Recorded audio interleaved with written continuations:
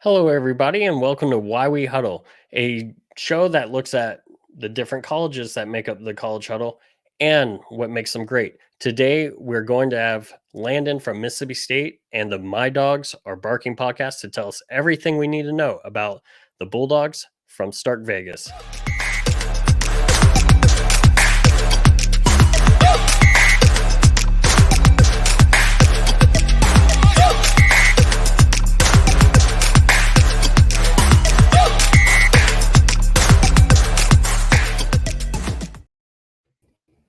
And welcome back, everyone. How are you doing today, Landon?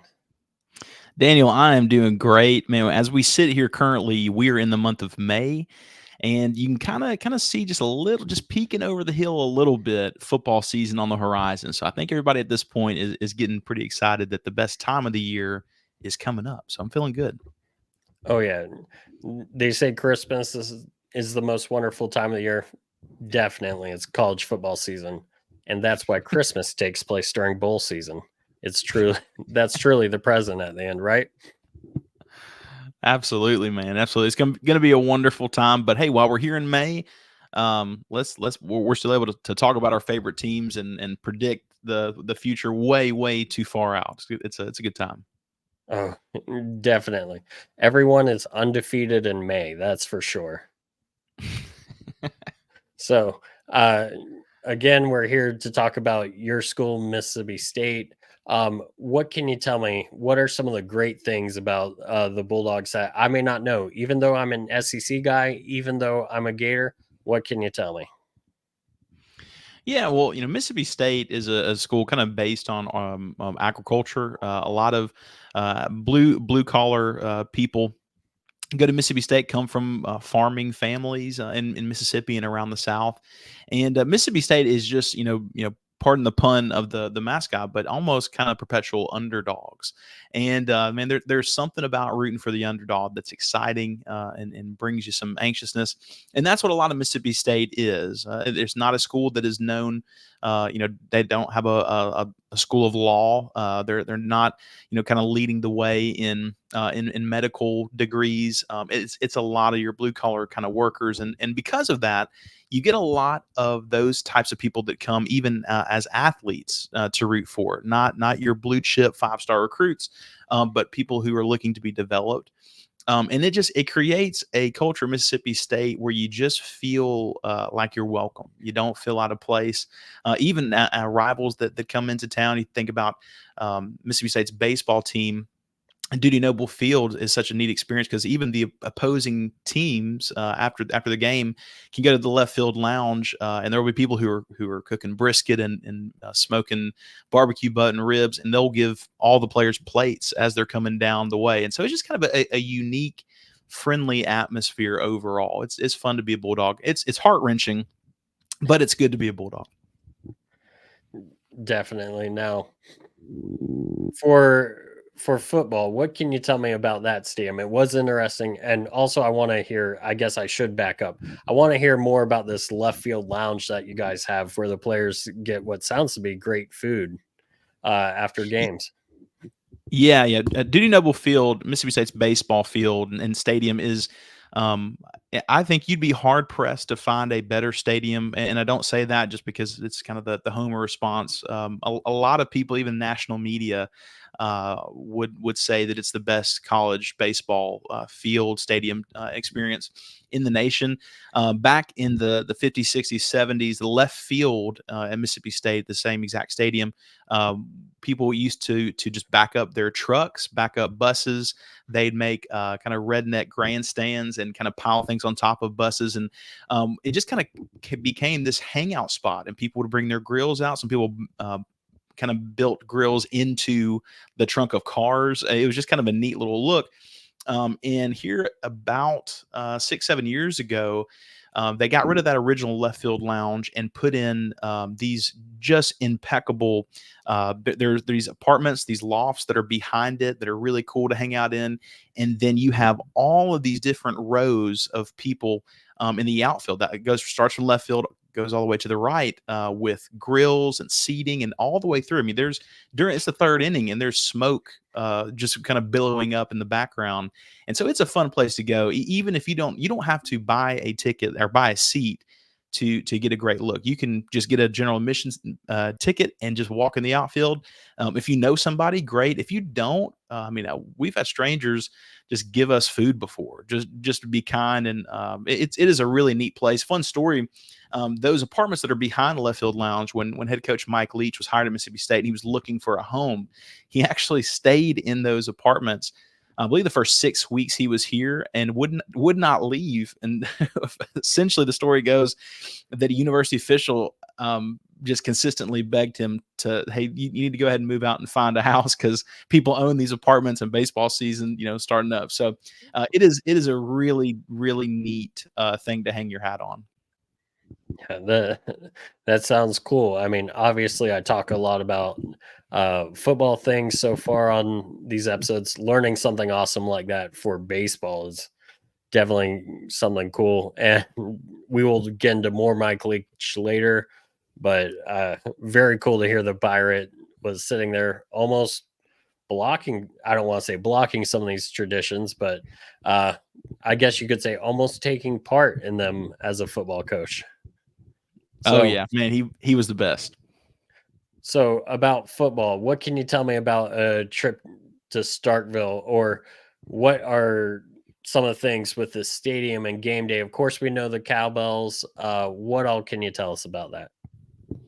Yeah, the Cowbells are kind of the first thing that come to mind, and I was born and raised in Starkville, and so the Cowbells are kind of come secondhand nature to me. On my wife and I's first date is a really bold move if I really think about it. Maybe dumb is probably the better word, but I bought her a cowbell and had her name put on. I mean, I had good feelings going into the date, but that really is a remarkably bold move to do. But anyway, just as a gesture, and she's a University of Alabama graduate, and so she thought, man, what in the world is this? And she does not like the sound of the cowbells, and it is understandable from a insider how an outsider would take that, because they can be annoying, especially if you're not around them all the time.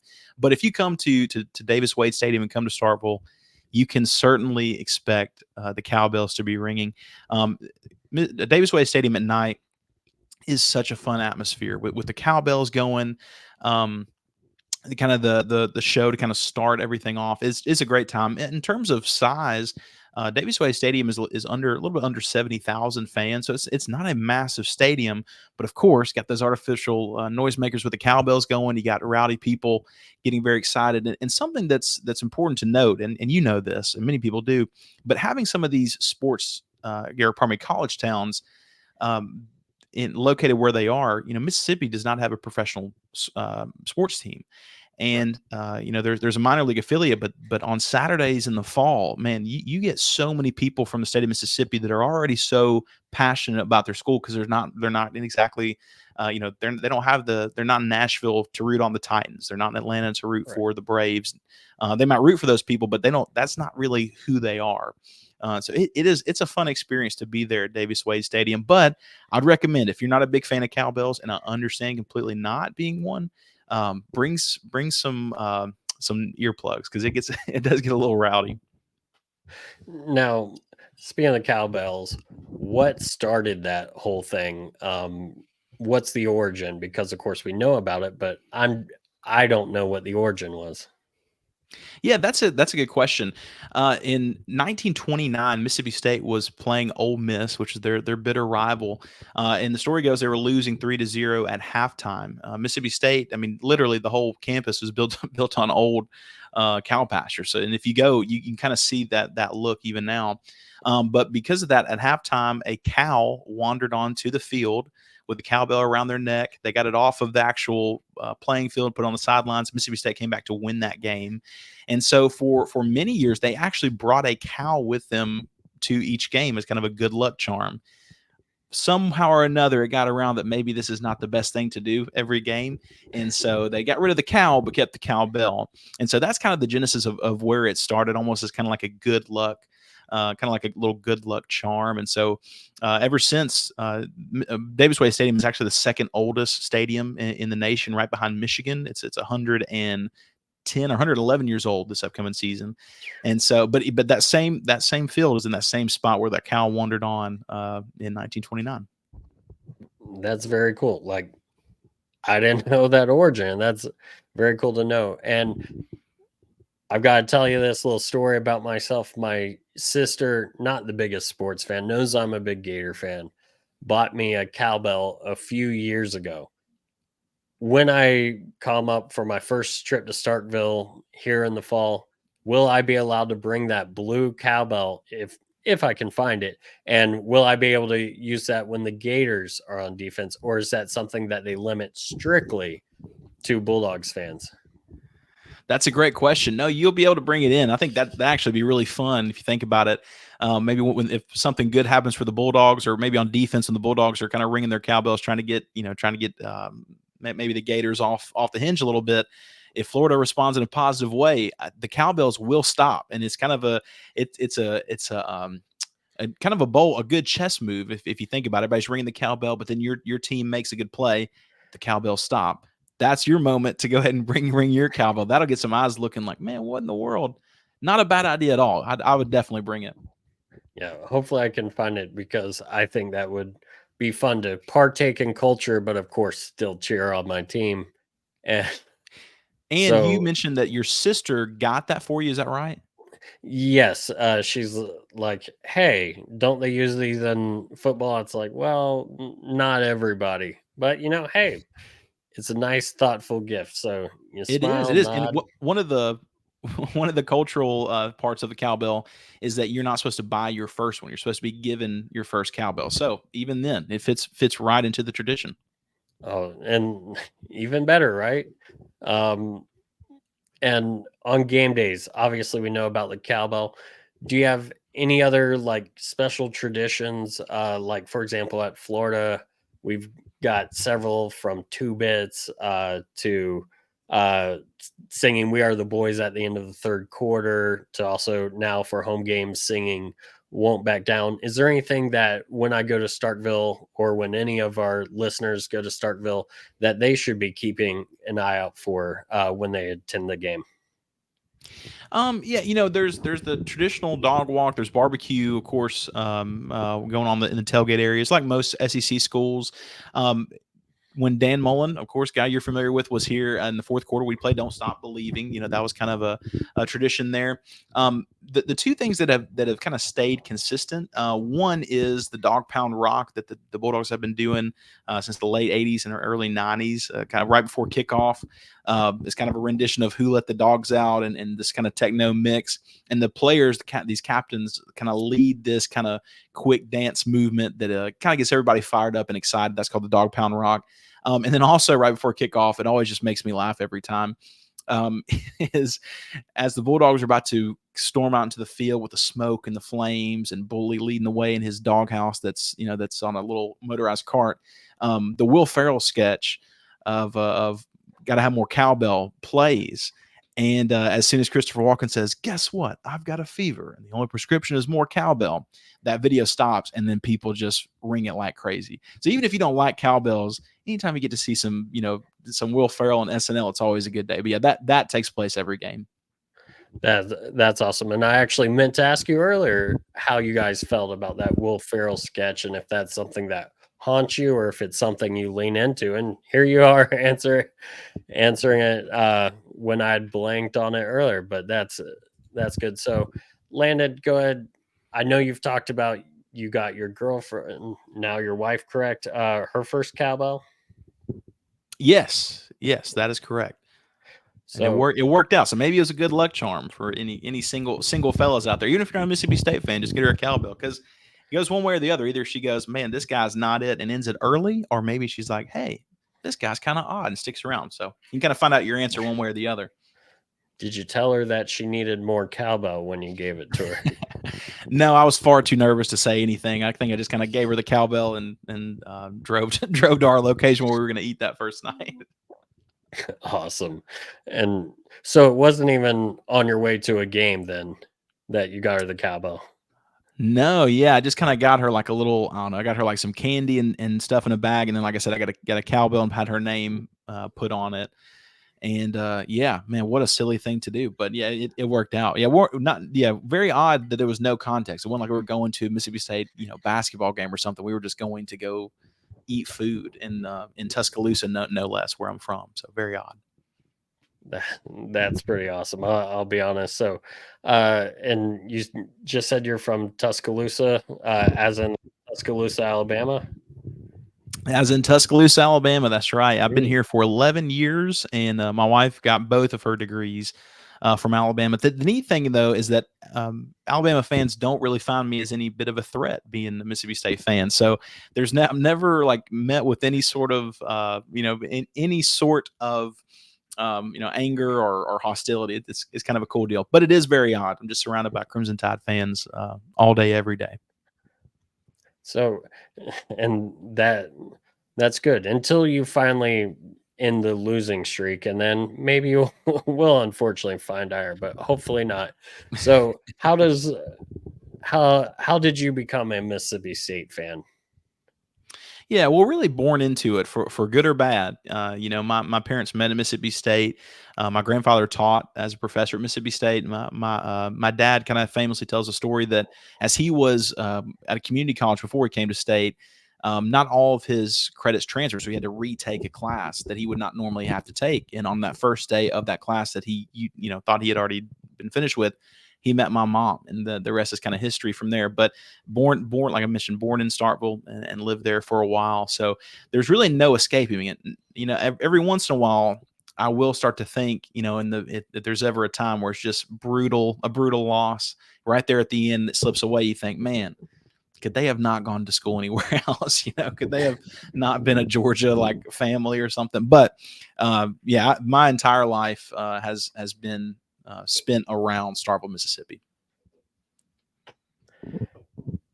Cool, cool, cool. And I mean, heck, that's an interesting family story. Your grandfather being a professor at Mississippi State, then your dad meeting your mom, first day of a class that he wasn't supposed to have. I mean, that's almost not even luck. That's just like, oh, why am I blanking on the word? I'm sure you've got it. Yeah. It seems like destiny at There we go. some sort of way that it was meant to happen. The way I look at it is maybe God was just trying to build some sort of resiliency in my life, knowing that as a fan of this school, they're going to break my heart many times, and in life, you get your heart broken many times. So it's a good way to kind of toughen you up a little bit. Yeah. And so, speaking of things that have toughened you up or maybe helped you through rough times, what are some of your favorite memories related to Mississippi State football? And, whether it's watching the team play or just maybe something off the field, whether it's the feeling of tailgating with family or getting that free food at the left field stand. Yeah, that's a good question, man. Yeah, I've had so many good opportunities and times at Mississippi State. When I was a kid, I wanted to be a coach, and I don't know how in the world my mom knew people in that. I mean, I guess anyway, somehow or another, my mom had some connections in the athletic facility, and she brought me in to talk with a former Mississippi State head coach, but he was currently the running backs coach, a guy named Rocky Felker. And I told him I wanted to be a head coach. I was 12, 13 years old. And I said I wanted to be offensive coordinator. And he said, you do not want to do that. That's a lot of, that's a lot of pressure. Maybe think about doing something else. And I went to their spring game. This is '06 or '07 or so. I was a 12 or 13-year-old kid. And I just remember being there at the stadium and talking with the players after the game and thought, this is the coolest thing ever. I mean, this is so fun because, as I mentioned, the culture of Starkville, Mississippi, everyone is so alike. It's a remarkable thing to me. It doesn't matter if you're a different color, different age. Everybody's is very similar in their means by the most part. And so I just remember being just so enamored with it as a kid, and so that's only grown as time has gone on. And some of the best memories I've had on the field, there might not be as plentiful as I wish, but something that'll always be in my mind is 2013, the Egg Bowl, which Egg Bowl most of the time is played on Thanksgiving, except for this upcoming year. And kind of the story of almost like the birth of the story of Dak Prescott. In November, so Thanksgiving 2013, Dak Prescott 2 weeks or 2 games before had been knocked out of a game versus South Carolina. As many people know, Dak lost his mom to cancer, and Dak was almost completely ruled out for the Ole Miss game for the Egg Bowl. And the whole game plays through. It's a very close game, low scoring. Mississippi State just simply cannot get it done offensively. And so they pull Dak into the game, and they go to overtime. Dak on a fourth and goal takes it himself, runs it up the middle, and scores. Ole Miss gets an opportunity to tie the game in overtime, but Bo Wallace fumbles the ball into the end zone. Mississippi State recovers, and the interview with Dan Mullen and Dak Prescott is kind of a neat genesis of the rooting for the underdog of Dak Prescott. And I remember just that night being it was just so special and so cool, just thinking about him and his journey. That is a game I don't think I'll ever forget. That 2013 Egg Bowl means a whole lot, because a lot of times rivalries and football games are really just stories. That's what makes things great. Somebody overcoming something that they didn't think they were going to be able to overcome, and that game embodied it. It was such a good time, and it set up 2014, which was the best season in Mississippi State history, or close to, being the first team to be ranked number one in the college football playoffs initial screenings there in October. So it was a good time. Nice. And you talked about, of course, you've talked about Dak and meeting other players. Who would be your favorite player in Mississippi State history? I know some people have sentimental favorites, and others are just drawn to the superstars. What about you, Landon? Where would you fall on that? Yeah, man, it's hard not to love Dak Prescott. I think he is such he seems like such a good guy, and obviously he's a guy many people have rooted for a long time. So it's hard for him not to be the favorite in terms of the history of Mississippi State. He did so much for the university and brought a lot of attention that was not there beforehand. So it's got to be Dak. If I was just talking as a kid, the all-time leader in rushing yards is a guy named Anthony Dixon, who went on to have about a 5-year career in the NFL. But at Mississippi State, there was while he was there, 2008 to 2009. I mean, there's zero offensive production outside of him, and just giving him the ball. But I remember as a kid just thinking, like, we have no shot unless this guy has a good game, and he had many good games. But yeah, so I'd say Dak Prescott and Anthony Dixon have got to be up there. Always have rooted for them. Awesome. And so what, and I know we've talked about the different traditions and how much you enjoyed the 2013 Egg Bowl. What would you say are some of your favorite, parts to, or not parts, sorry. What are some of your personal favorites? We've talked about your personal favorite player, but do you have a specific play? Like, I know some people are like, hey, this is my favorite player, but this play to beat Ole Miss, or, that I love as a play, maybe don't like the game as much, or this wasn't my favorite player, but they scored this big touchdown. What would be like maybe your favorite game and favorite play if those are separate? I know you talked about 2013 Egg Bowl. Would that be it, or would it be something else? Yeah, that's probably my favorite sequence of fourth and goal, because you watch those games now and you go, I know the result, and it's a little less anxious. But you know how it is when you're watching in real time. You're going, man, what is going to happen? And so the sequence of scoring on fourth and goal from afar with an injured guy who can't really throw it because of his arm was really remarkable. And then the defense coming back and stripping Bo Wallace as he's walking into the end zone to win the game. That's a really good sequence. If not that, though, 2014 Mississippi State's playing in Death Valley against LSU, and I mentioned Dak Prescott before, but this was really his kind of coming out moment there in 2014. Dak had a pretty good game through the air, but the game was kind of busted wide open when Dak took a run. And I don't know, maybe 65 or so yards, was kind of weaving back and forth, stiff-armed a guy, jumped over someone there in the end zone, and it kind of ignited the fire for the 2014 season. So I would say that those two are pretty fresh in my mind. If not that, then to take one that's not football. 2018, UConn women are on a 109 game winning streak and have just beaten everyone to a pulp for several years in a row in the Elite Eight. And Morgan Williams from Mississippi State hits a buzzer beater to end their 109 game winning streak. That's a pretty remarkable feat. That's another thing. In the moment, you're going, man, how's this going to work out? But yeah, there has been some great moments of celebration. And that's definitely an underdog moment, as that seems to be the real theme that I'm getting here as you talk about Mississippi State. We talk when I talked to K State, they talked about family and how that's really a theme with them. And talking with Virginia Tech, they talked about how this is home is like the recruiting pitch, but that's really how it feels there. And it seems like with you, a lot of the culture is embracing being the underdogs at Mississippi State. Would that be fair to say? Oh yeah, absolutely. Yeah, absolutely. If Mississippi State was on top of the world, I don't know if they know what to do, just because they've always kind of been underneath. But see, that might be one of the reasons why the victory seems so sweet is not being expected to win.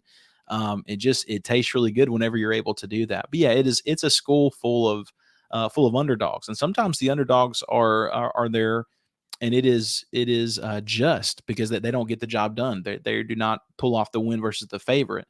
But it does present this kind of, we are not to the level where some of these other people are. So staying together, you mentioned the word family for KSU, Right. staying together, kind of seeing everybody else as family, being very similar to the people that are there. Does it just creates a great team atmosphere, that, man, we are in this together. Man, we might lose at the last moment, but we're gonna experience this together and not completely tear each other apart afterwards. Yeah, kind of reminds me, saying not tear each other apart afterwards. Reminds me of, I think it was 2017 Alabama for you guys. Dan Mullen's last Mississippi State Alabama game, taking them to the end, and unfortunately, just not happening. But at the same time, Tough. you have games like first game of the season 2020 after LSU had torn everyone apart in 2019. Will Rogers goes into Death Valley and puts on a show. Like all sorts of great things that you guys have gotten to see, win or lose. Yeah, that's right. Yeah, that's right. Seen it go both ways. A lot more of that last second kind of losses to Alabama and otherwise. But yeah, no, it's been a good time. Yeah. And as someone who my whole life, granted, Florida's been through a rough patch the better part of a decade, but as someone my whole life, we've been the favorites, just being honest. It's very interesting to talk to, you know, someone who's like, hey, we know we're not top of the SEC, but we're going to come out here and give us our all and try and surprise people, which is awesome. And you've definitely surprised us a few times. Heck, I remember years ago in the 90s, you guys making Steve Spurrier so frustrated he punted on third down. I remember, or I don't remember this, I was a little too young, but I know Mississippi State is the reason Florida does not play on weeknights, with the exception when the ACC network and ESPN forced Florida to play FSU 2 years ago now. We had not played on a weeknight sans like a bowl game since 1992, thanks to you guys upsetting us. 2010. So I can remember all these times. Ron Zook got fired after a Oh loss yeah. in Starkville. Yeah, So remember the day. I remember the day driving in Starkville, and I was listening to the radio, and we're driving around on Main Street, and the people were going bananas, and we thought, there's no way, there's no way that they pulled that off. And then I remember we went into stores right after that, and like the cashier behind, at the store is saying that they pulled it off. They just won at the last second, and people going crazy in the store. And again, if for those who are not expected to win as traditionally as others, it's just such a, wow, this is so neat. We're celebrating with folks we don't even know because of that. But yeah, it is every once in a while Mississippi State will kind of come out of nowhere, and for lack of a better word, just kind of get bit, or someone will get bit at some point. right. And I've got to imagine that makes the winning a lot more sweeter than if, for example, you're in Alabama used to beating everyone.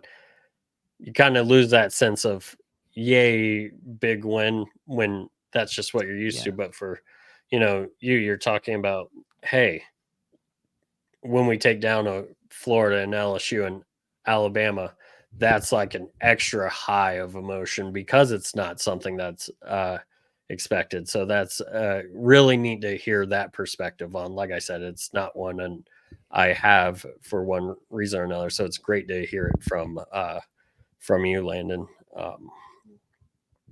And so let's go ahead and get into your podcast. Do you want to tell us a little bit about it? I know I brought up the name earlier, but do you want to go ahead and just get into us? Tell us why you started it, what its name is, Mhm. where we can find you. Yeah, yeah, absolutely. Yeah, it's called the My Dogs Are Barking podcast, and yeah, we're on all those streaming platforms that you can imagine. Um, and through that, through the podcast, we started and launched in, I believe it was July of this past year, and so we've had some good growth over the last maybe 2 months or so. We currently have started a series where we are previewing each opponent that Mississippi State is playing this season by interviewing a representative from that school. And so we just posted one with the first opponent Mississippi State has in week one. We have a podcast with the guys from Arizona State that's going to be coming out next Monday. And so we're kind of walking through some of that because we want to get to know our opponents throughout the season. And so that's something that's a whole lot of fun. And yeah, our goal is to we interview different beat writers, try to aim. We're also aiming to get former players or coaches, national media. Barrett Salee and Tom Luganville have been on our show as well, and so we're aiming to get some perspective and try to be objective. And as I mentioned, we don't really want to be people that are homers all the way through. We want to try to be realistic, and so we talk about that on the show. What are some of the concerns that some of the beat writers see currently?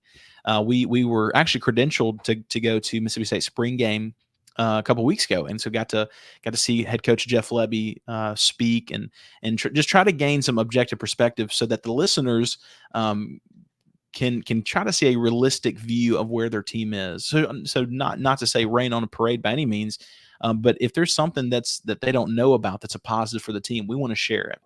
Um, if there's something that's a concern that we need to get to hear, we need to do this.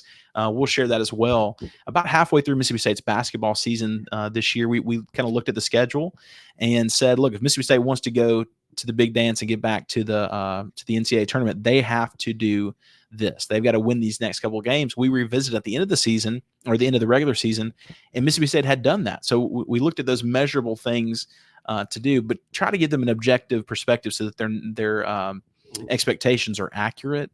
But we do. We have a really good time. Austin Tucker is our new co-host. He's actually my brother, and he's a college student. And he is joining us in very similar vision as I do. We want to be objective about Mississippi State. We want to be objective about the SEC. But we also have a unique perspective because, as I mentioned, we live in Tuscaloosa, Alabama. So we're smack dab in the middle of SEC country with some very excited fans, very nervous fans for this year, if I could say, Yeah. about the new head coach, Kalen DeBoer, being in there. But yeah, it's a great time on the My Dogs Are Barking podcast, and we love to collaborate with other podcasters such as yourself. Okay. And I've got to ask, you talked about interviewing people from the different schools on your schedule. Am I slotted in for the Florida spot or do you have someone already? I do not have anybody just yet. I'm going through and kind of working my way through, and I was hoping that you would come on, man, if you were willing. Oh yeah, I'd love to talk the Gators anytime. And then I also have to say I do enjoy hearing about we try and be objective, say the good, say the bad. That's what I try and do on the Gator Truth football podcast that I do for the Gators. And I don't talk about my podcast too much on this show as I'm all about hearing from you guys. But I figure it's a good time to plug myself as well. Uh, but while we're talking about, on the field stuff or whatnot, I think now would be an appropriate time to bring up Mike Leach, just because when we're talking about an underdog, I almost feel like he was the underdog coach because he was such a different guy. And then everything that happened to get him to Mississippi State to come in and people not believing he could do what he did in the SEC. One of my favorite coaches, I know I said it before we started talking, one of my favorite coaches, as I said to you, my favorite coach that I'd never want coaching the Gators just because I wasn't sure of his recruiting prowess, but he got more out of less. And in that way is a signifying as the champion of the underdog. What can you tell me how it was having the Pirate as the head coach for your school? It was such a cool and unique experience when he came over from Washington State. I remember the day, January 8th, 2020 is the day he signed on to come to Mississippi State, and I just remember thinking, man, things are about to just get a lot more fun. We just come off of we lost Dan Mullen to Florida, of course. Joe Moorhead came to Mississippi State, had winning seasons, went to bowl games for both seasons, but just had lost control of the team and was let go. So a lot of uncertainty. And having Mike Leach as the head coach was such a good time because even if you lost the game, you were going to you were going to laugh and feel good. So, sometimes when you listen to all the coach speak, it just gets so tiring of just which one play at a time and control what we want to control, give 110%, all the cliches that go from high school to head coaches in the NFL and college. And with Mike Leach, it was just always something that was so unique. And for even we lost to Alabama, Mike Leach's last game against Alabama, and it was not a particularly close game. But Mississippi State scored a touchdown against Alabama for the first time in Tuscaloosa in like several years, so that was fun. But as they were asking Mike about the game, what could have gone different, he just launched in this whole spiel about his players because of not using their hands. That an evolutionary advancement that 100 years from now, their kids are not going to have hands and we're watching this thinking like we just lost this game, what's going on? And we were all just dying laughing, and that's what you got with Mike Leach. He was so fun to bring a situation that was so gloom, and not that he was even trying to make light of it. I think he was just being himself. uh Yeah. it was just so fun. Every single press conference was a must listen. Sometimes even if you're a fan of the team, your coach can bore you to sleep. It's like, man, how much more can you talk about the same thing? With him, every single press conference was a must listen, and it was a good time. I will say it is a blessing to be able to say that he was the head coach, just because it was so fun, regardless of the wins and losses. And he that second season had some things figured out in the winning 9 games, and did fairly well going from there. It was a privilege to have the Pirate, and I don't know if you can see, but there he is. I've got him right here in my office desk. This little portrait of him beside my dog, who is named Dak, of course, and is a bulldog. Because we love Mike Leach. He was the greatest, man. He was so fun. What's it like from someone on the outside perspective? Like, hearing Mike Leach and listening. To be honest, a lot of what you said, I've said before that one of my greatest or one of my favorite all-time speeches was a Mike Leach speech, at least related to college football, and that was his 2021 SEC Media Days intro speech, which was all of 30 seconds long, while other coaches are coming giving 15, 20 minutes. He's like, "Thank you. Does anyone have any questions?" Like, just I'm like, I love this guy. Like but from an outside perspective, I mean, I'm a guy who loves offense. I think, obviously Bob Stoops hired him uh, from Kentucky because it was the most annoying offense for Bob Stoops to defend when he was at Florida. And so seeing that evolution of that game, because I remember those Kentucky teams that he had, and then of course won a national title with Oklahoma, went to Texas Tech, where he, you know, went to help us out in 2008 with a big win with Crabtree, getting that highlight touchdown against Texas. And then everything from Washington State. And when it came to the SEC, I'm like, oh, this is going to be fun because I loved hearing him speak because he would always sometimes have the most ridiculous things that came out of his mouth, but it was never in a way that you could hate him. Spurrier, love him to death, but he would take jabs at other teams. Mike Leach, there's never a time where I'm like, okay, I could take this the wrong way. It was just, as an outsider, I'm like, I love this guy. That's hilarious, and I'm not going to start quoting some of my other favorite Mike Leach isms because I'm sure someone will get upset, but it has to do with people's girlfriends, or that's the one that's coming to mind, and Yeah. that's all I'll say. And Someone can look that up. sure, sure. And at a place like Mississippi State, Mike Leach was really the ideal fit because Dan Mullen said it himself. To win in Starkville, you have to kind of think a little bit outside of the box. You're not going to get your traditional 5-star players all the time. Every once in a while, things will work out with a Chris Jones or a Charles Cross, but it's not going to be something that's consistent. So you have to figure out a way to win schematically and not just relying on athletes being athletes. And so Mike used them. And that's his whole offense was finding a gap in what you were doing schematically and taking advantage of it. And so it was such a match made in heaven, just to have him there. I wish so badly we could have had him longer.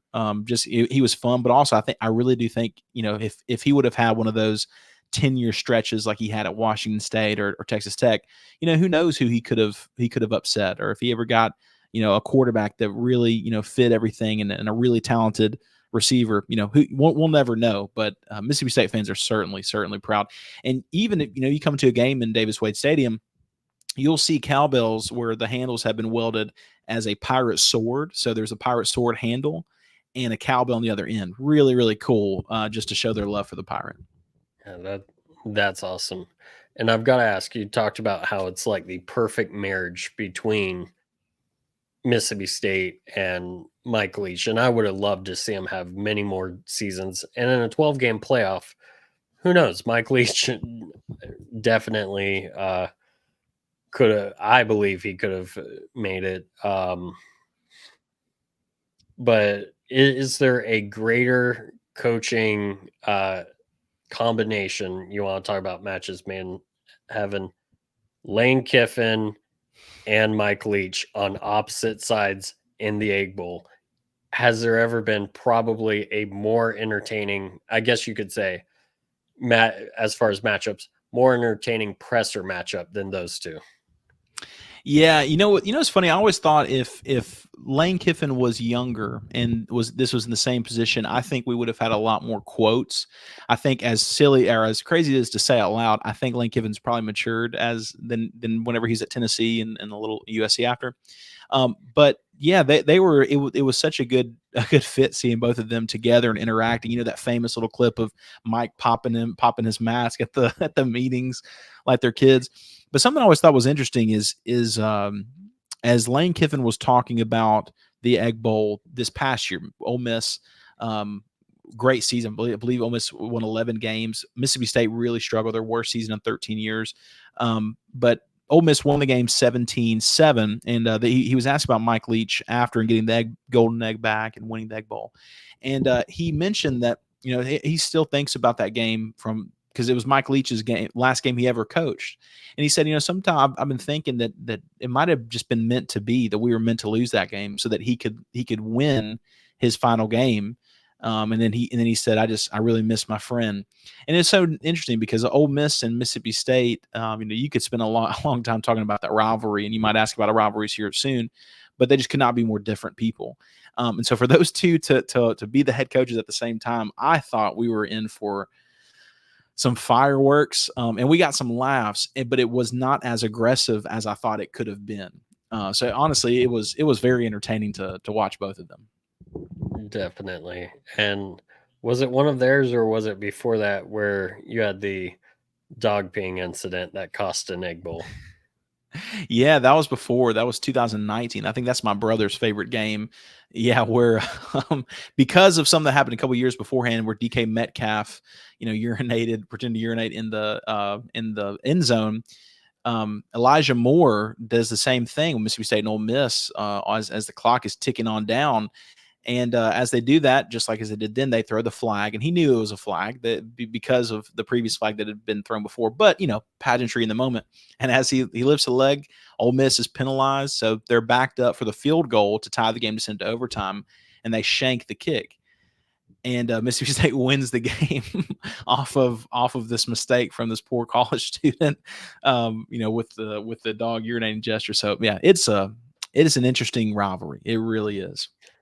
Which honestly, for me, that's a moment I remember from Egg Bowl's past, because I remember watching that and just thinking, "Oh my gosh, he's." I can tell you, as an outside observer, I knew he was missing the extra point. There's just something about it that's like, "Oh, this is gonna happen." But for those who don't know what we're talking about, definitely go ahead, go to YouTube, 2019 Egg Bowl, check that out. It's definitely worth your watch. And I've got to ask you real quick, Landon. We talked about how the Pirate and Kiffin were like the perfect match. 2018, 2019, Matt Luke and Jim Moorhead, not exactly the perfect match, especially in the ACC or SEC. Oh, see, I said ACC because I'm thinking this can't be SEC. How was it in those times? Yeah, it really interesting. Ole Miss is kind of trying to recover after Hugh Freeze and the scandal, and after really some of the best seasons they've ever had. And all of a sudden, Matt Luke had the interim tag removed. He is the head coach for Ole Miss, and they just were not where they wanted to be. Overall, but again, kind of rebuilding after Hugh Freeze is gone. Mississippi State is hires Joe Moorhead, to if you've ever been broken up with before, you want to try to do better on the next relationship, to say, hey, I ended up winning this breakup. And that was unsuccessful for Mississippi State after Dan Mullen left to go to Florida. But you get Joe Moorhead in there, who had call plays at Penn State, had kind of coached up Saquon Barkley into a huge season, and really seemed like, okay, we got another great offensive guy. Never been a head coach before, but it worked out for the last one. And it was just ugly every time Mississippi State rolled out, because despite Joe Moorhead having offense being his specialty, Mississippi State's offense really struggled, and struggled with a team whose defense was the number one defense in the country and had 3 first-round draft picks in Jeffrey Simmons and Jonathan Abram. Just all on the defensive side of the ball. There's 3, and I'm forgetting the 4th one, unfortunately. But Mississippi State had a very talented defense, and Joe Moorhead somehow was not able to take advantage of that. So those Egg Bowls were not as fun to watch. The only fun part of it is at the end of the 2019 game, which of course we just mentioned what happens at the end of that. The press asks Joe Moorhead about, have you heard, these rumors about you being let go at the end of the season? And he mentions that, I'll leave the expletive out of it, but he said, look, this is my program, and if you don't want me here, you're going to have to drag my Yankee butt out of here. And ironically enough, at the very end of the next game, he was let go, and they indeed did drag him out of there. But yeah, it seems like this is a much better time for Bulldog fans overall with Jeff Lebby coming. Perfect. And one last little thing I want to ask you is, what do you hope to see on as like a personal, not necessarily, hey, I want this for the program, but something personally you want to see. And it could be something for the program, but in a personal way, like something you want to experience with the Bulldogs, whether it's, seeing another big win, or going with your brother to a game, or possibly going to Atlanta, or whatever. What is something, a memory, I guess you could say, you want to make in the future involving Mississippi State athletics? Yeah, I think it would be really. I think it'd be really amazing if the Bulldogs got into the college football playoff. Seeing that in person, would be wonderful. Covering that for the podcast would be wonderful. But seeing them go to the playoff, I think would be huge for the program, and really give them some momentum carrying forward. And of course, expanding to 12 teams helps out with that. But that seems like one thing that we have not done that we would love. We've been to Atlanta in an SEC championship game. Unfortunately, as versus the late '90s Tennessee Vols, so we did not come out with a win there. But we know what it's like to get to Atlanta. Seeing Mississippi State go to a playoff, I think, would be something that every Bulldog fan would love. They've already seen Mississippi State win a national championship in baseball just a couple years ago. They've seen Mississippi State get to a Final Four in '96, but the playoff is one lingering thing that I think would just be tremendous to be able to see them go and to match up with the best of the best on the brightest stage is something that I think each Bulldog fan would love. Awesome, awesome. And so, yeah, that sounds good. Before we get out of here, can you one more time shoot your socials out for everybody so they can check out your work and give you a follow? Yeah, yeah. If you follow us on Twitter or X, it's just at My Dogs Pod. Just pretend there's a little at sign here. But yeah, at My Dogs Pod. It's the My Dogs Are Barking podcast on YouTube. We got our 100th subscriber today, which is really cool. So give us that. And maybe your team is one of the teams that Mississippi State is playing this season, and you want to hear your representative talk about your school. We ask each person from the school to basically give us your strengths, your weaknesses, a way too far out prediction headline. So, for instance, when we talk to you, we'll say, if the day after the game, the Starkville Daily News has the headline, Florida beats Mississippi State because, we'll kind of get your thoughts on why you think Florida would beat them, and the opposite, Mississippi State beats Florida because. So really a neat opportunity to hear someone who represents your team give your team's best case on what they will do in a game versus Mississippi State this season. So give us a follow there. We always have a good time, and we take suggestions as well if there's a way that we can better serve people that are listening. Awesome. Sounds good. I definitely look forward to checking you out further. And also, I'm open to talking Florida as we do have games coming up this year and next. For those of you listening, thank you for checking out Why We Huddle. Definitely, if you have not subscribed to the College Huddle, you can also subscribe to us wherever you get your podcasts. And for myself, if you want to check out a Florida Gators podcast, you can find us on X at Gators Podcast and at Gator Truth Football Podcast on YouTube. With that said, thank you everyone for listening and enjoy your college football world.